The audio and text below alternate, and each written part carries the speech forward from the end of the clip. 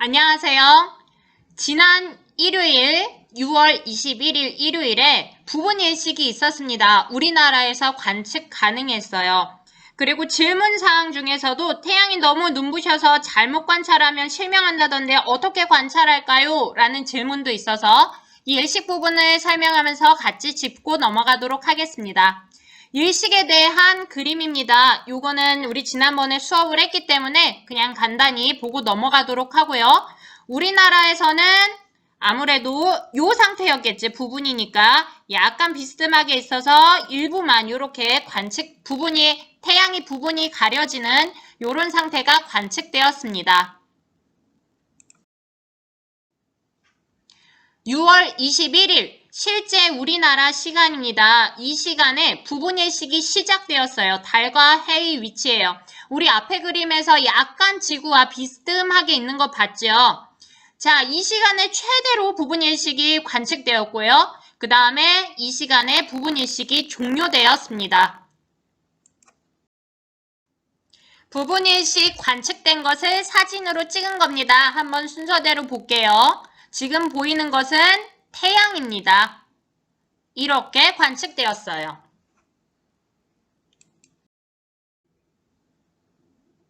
질문에도 나온 것처럼 부분일식을 관측하려고 하는데 그럼 우리가 태양을 바라봐야 되잖아요. 태양이 너무 눈부셔서 잘못하면 눈에 나쁜 영향을 미칠 수 있어요. 어떻게 관측해야 될까? 일식을 안전하게 관측하는 방법입니다. 실제로 우리가 그냥 태양을 본다고 앞에 봤던 사진처럼 보이지 않아요. 그래서 어떻게 관측해야 되냐면 이렇게 태양 필름이라고 해서 특수 코팅된 필름으로 보는 방법이 있습니다. 자, 이거는 이렇게 빛을 이 정도로 줄여줄 수 있대요. 자외선도 줄여줘서 우리 눈에 나쁜 영향을 줄 수 있는 것들은 어느 정도 차단이 가능하다고 합니다. 그 다음에 다른 방법 아니면 여러분들이 철물점에 가서 이렇게 용접면을 사서 보는 방법도 있어요. 아니면 나 이런 거 다 사기 너무 귀찮다. 이런 사람들은 일식을 간접적으로 관찰하는 방법도 있습니다. 볼게요. 그림자를 이용하는 거예요. 어떻게 하냐면 종이컵이나 A4 용지에 바늘로 구멍을 작게 뚫으면요. 초점을 잘 맞추면 이렇게 일식의 모습이 관찰 가능합니다. 아니면요. 채반, 우리 부엌에서 쓰는 것들 있죠. 요걸 가지고 관찰할 수도 있어요. 지금 뭐를 보라는 거냐면 지금 이 구멍에 요렇게 뭔가 일식이 관찰돼서 얘네들이 이렇게 동그랗게 있는 게 아니라 이렇게 그림자가 되는 거 보이죠? 이것으로 관찰할 수 있는 겁니다. 이것도 싫다 그러면 손으로 이렇게 작은 구멍을 내서 관찰하는 방법도 있어요. 아니면 바닥에 있는 그림자로도 이렇게 관찰 가능합니다. 우리 평상시에 봤던 그림자인데 이렇게 일식일 때는 다르게 보이기도 합니다. 이제는 여러분들 질문사항에 있던 것들을 정리해서 하나하나 보도록 하겠습니다. 먼저 첫 번째, 오로라가 관찰되는 이유가 무엇인가요? 라는 질문이 있었어요. 지금 사진은 오로라가 관찰되는 것들을 사진으로 찍은 겁니다. 정말 멋있죠? 오로라가 왜 관찰되느냐?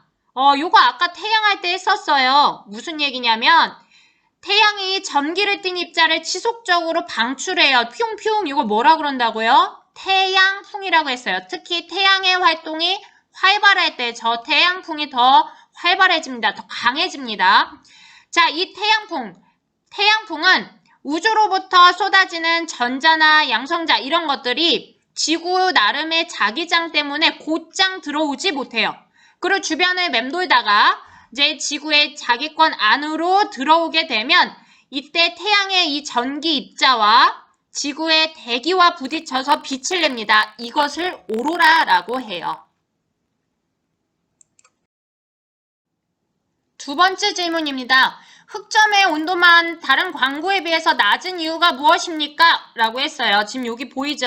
시기에 따라 이렇게 흑점의 개수가 지금 많아요. 근데 여기는 별로 없네요. 흑점의 수가 다른 걸 볼 수 있습니다. 그러면 왜 흑점은 온도가 더 낮을까? 강한 자기장 때문에 대류에 의한 에너지, 그러니까 열이 전달이 방해가 되게 돼요. 즉 다시 말하면 열이 자기장 때문에 전달이 안 된다라는 말입니다. 흑점의 온도는 사실 굉장히 높아요. 앞에서도 봤죠? 약 4000도 정도 돼요. 그런데 이 주변 여기가 워낙 더 높아요. 그렇기 때문에 상대적으로 얘가 더 검게 보이는 것입니다. 다음 질문입니다. 다음 질문은 열 화상 카메라의 원리가 궁금합니다 라고 올려줬어요. 지금 여러분들 급식 먹으러 가거나 등교할 때 열 화상 카메라 자주 보죠. 그러니까 이런 궁금증이 생긴 것 같아요. 볼게요. 절대 영도라고 알죠? 마이너스 273도입니다. 마이너스 273도 이상의 모든 물체는 적외선을 방사합니다. 적외선이라는 이름은 적색 스펙트럼의 바깥쪽에 있어서 붙여진 이름이에요. 강한 열작용을 가져서 열선이라고도 부릅니다. 적외선은 가시광선보다 파장이 길어요. 열화상 카메라는 물체의 온도가 높을수록 적외선의 파장이 짧아진다는 점을 이용한 겁니다. 일반 카메라는 광학 렌즈와 조리개를 통해서 빛이 카메라 내의 센서에 의해서 디지털 신호로 변환돼요. 그런데 열화상 카메라는 이미지 센서 대신에 렌즈를 통과한 적외선 에너지가 적외선 센서를 통해 전기 신호로 변환되는 구조입니다. 다음 질문입니다. 지구가 공전과 자전을 하는 이유가 무엇인가요? 라는 질문이 있었어요. 지구가 공전과 자전을 하는 원인. 먼저 첫 번째, 형성 때부터 그래왔기 때문입니다. 엄밀히 말하면 우주는 거의 진공입니다. 즉 진공이기 때문에 어떠한 운동을 멈출 힘이 다른 외부의 힘이 작용하지 않는 한 가해지지 않아요. 그것은 마찰력이 없다는 말도 포함됩니다. 마찰력이 없기 때문에 지구가 생성될 때 있던 운동력이 자전 방향이 그대로 멈추지 않고 계속 운동하는 거죠. 태양계가 형성되는 과정을 보면 우주 먼지들이 초신성의 영향으로 뭉쳐지기 시작하면서 서로의 인력에 끌려서 서서히 가운데에 뭉쳐지기 시작합니다. 하수구에 많은 양의 물이 한꺼번에 보내진다고 합시다. 하수구 쪽에 많은 물이 몰리면서 회전하는 거 볼 수 있잖아요. 이렇게요. 그렇게 서서히 뭉쳐진 우주 먼지들이 중심에서 밀도가 점점 커지면서 태양이 형성됩니다. 이때부터 태양은 자전을 했겠죠. 태양이 형성되고 남은 우주 먼지들은 아직 태양 주위를 돌고 있습니다. 태양과 같이 남은 우주 먼지들은 또 나름대로의 별을 만들지요. 그것을 태양의 행성이라고 하고요. 그 중에 하나, 우리가 살고 있는 지구입니다. 행성도 태양이 형성된 것처럼 우주 먼지들이 뭉쳐지면서 생긴 것과 같습니다. 지구도 태양 주위를 돌던 우주 먼지들이 뭉쳐서 생긴 거니까요. 생성 후에도 태양 주위를 맴돌게 되는 것도 역시 같습니다. 그리고 태양으로부터 벗어나서 운동하지 않는 것은 태양의 인력권 내에서 안정적으로 돌고 있기 때문입니다. 두 번째, 모든 행성들은 태양 주위를 같은 방향으로 공전합니다. 모든 행성은 외부에서 큰 에너지를 가하지 않는 한 무한하게 돈다라고 할 수 있습니다.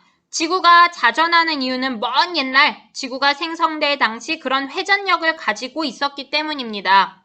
우주에는 관성의 법칙이 제대로 맞아떨어지기 때문에 외부에서 에너지로서 세우지 않으면 무한하게 돌게 되어 있어요. 지구에서 던진 공은 보이지는 않지만 공기의 마찰과 중력에 의해서 떨어지는 힘에 의해 서서히 떨어지면서 멈추게 되죠. 하지만 우주에서 공을 던지면 무한하게 직선 운동을 하면서 처음 던진 속도 그대로 날아가게 되어 있습니다. 그야말로 관성의 법칙이 딱 맞아 떨어지는 거죠. 또 모든 행성의 공전은 똑같은 원리에 의해서 일어납니다. 지구 주위를 달이 돌듯이 태양 주위에는 우리가 사는 지구를 비롯해 많은 행성이 공전하고 있어요. 달이 만약 속도가 0이었다면 지구로 추락했을 겁니다. 지구의 중력만이 작용하니까요. 하지만 달은 먼 옛날 지구의 중심을 직선으로 지나가던 행성이었어요. 이 스쳐가 지나가던 달이 지구의 중력에 끌려서 운동 방향이 휘어지게 됩니다. 몇 바퀴를 돌다가 지구가 달을 끄는 중력과 달이 지구 주위를 돌면서 멀어지게 되는 각이 같아지게 된 거예요. 그 이후로 달은 지구를 향해 끊임없이 자유낙하를 하게 되지만 그 힘이 같으니까 주변을 돌게 되는 거죠. 지구도 마찬가지입니다. 태양의 중력장에 갇혀서 무한하게 태양으로 자유낙하하는 겁니다. 근데 이 힘이 같으니까 주변에 계속 그냥 돌고 있는 것처럼 보이는 거예요. 그러므로 외부에서 엄청나게 큰 충격을 준다면 모를까? 지구와 달은 관성의 법칙에 의해서 계속 무한하게 태양의 궤도를 자전하고 있는 겁니다.